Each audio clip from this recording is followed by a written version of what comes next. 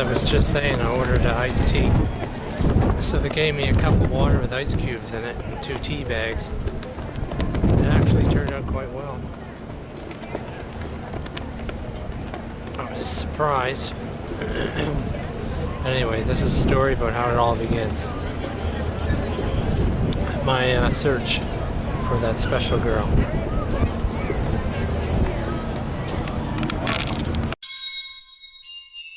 簡単ですが、時間がかかります。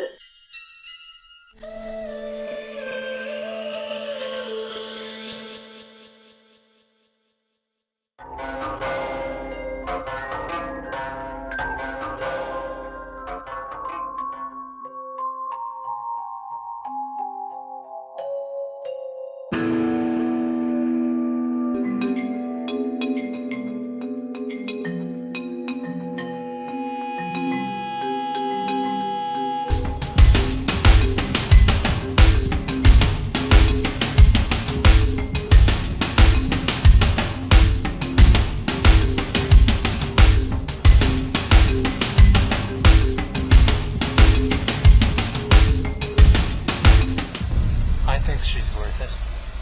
You're my good luck charm now, girl. Yeah, I'm lucky girl. Yeah.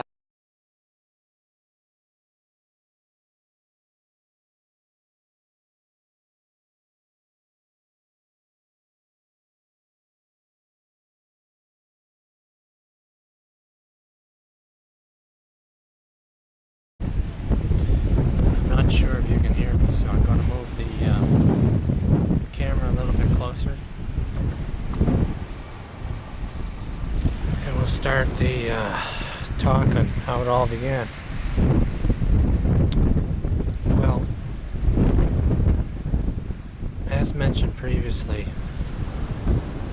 my interest, I think, developed from my first girlfriend being Chinese. And I had disastrous relationships with women of European descent. I don't like using the word white person, or black person, because color is not a race. But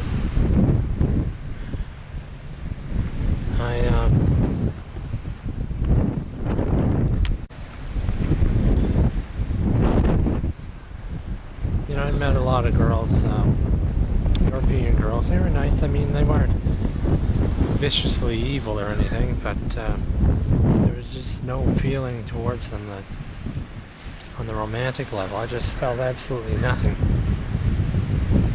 So, and I had a fairly easy, sedate kind of life. I had this magnificent garden that I created. I had my friends,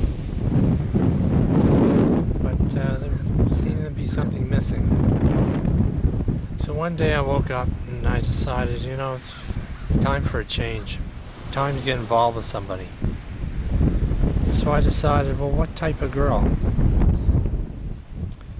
And at that point I wasn't really sure. Maybe she should be European descent, but I knew maybe she should even be of African descent, but I knew that I really liked Asian girls. And every time I saw one, that I felt an attraction in that direction, which is good, because that's the type of girl that my mother expected. So as I said, I woke up one morning and decided to make a change. It was time to find the girl of my dreams, but wasn't too sure. But I was looking for an Asian, but I wasn't too sure.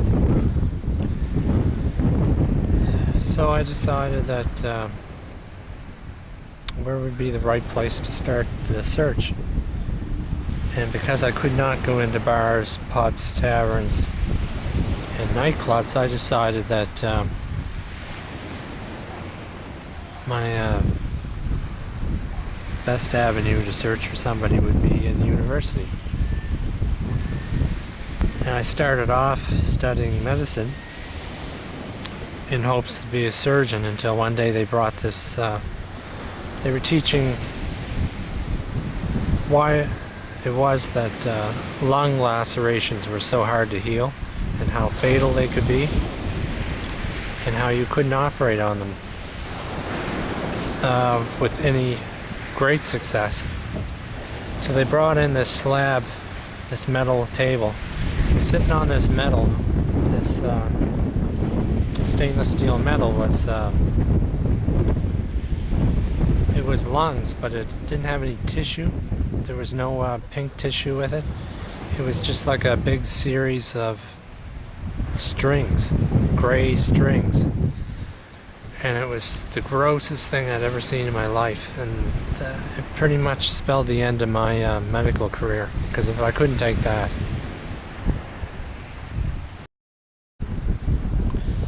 So after that I decided, well, why not become a lawyer? Or just study law. And I was quite impressed by law at first until I actually got in on a few cases, 3 cases. And after I worked on a child molestation case, and it was so difficult to bring this guy to justice and have him prosecuted that I had come to the conclusion that at that time the laws in Canada, based upon my experience, were nothing but short of a goddamn joke.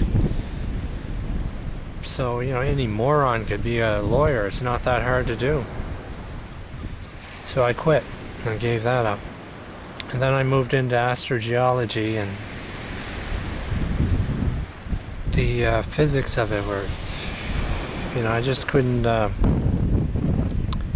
About 66 is the best I could do for calculus. 68, I think I was. But it was so difficult because the way my mind works is I got to know why something works, and I have to have a conclusion to, you know, I have to see it visually. Like, you can't just tell me that this works like that or that. You know, just tell me this is the way it is. I have to know the ins and outs of it. So I had to switch, and I switched majors from there to something else.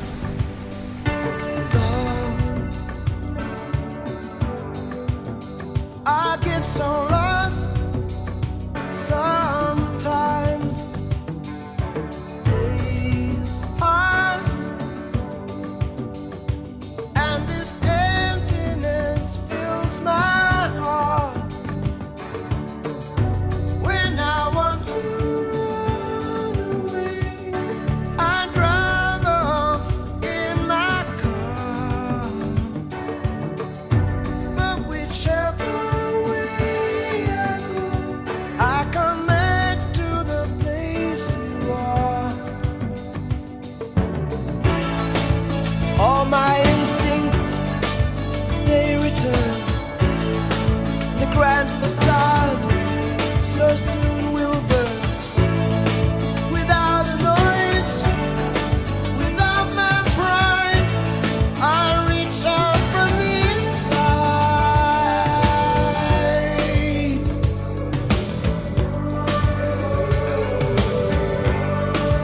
In your eyes, the light, the heat, I am complete. See the doorway, the 1,000 churches, the resolution of all the